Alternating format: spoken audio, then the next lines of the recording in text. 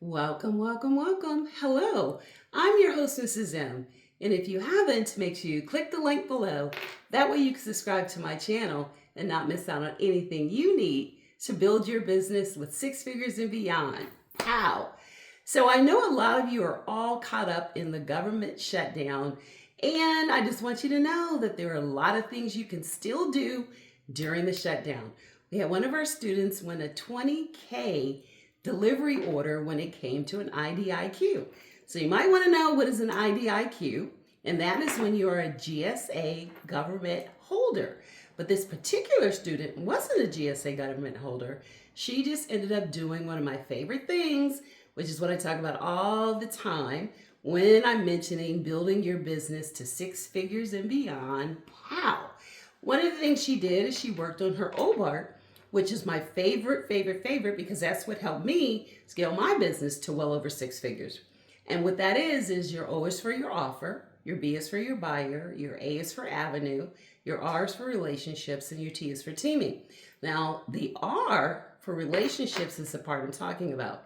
What she ended up doing is she had a series of emails that we taught her how to do. And what she would do is she would send them out to government schedule holders as far as on the MSA schedule for GSA that lined up with her NAICS code. So what she is a 561320, which is staffing like we were.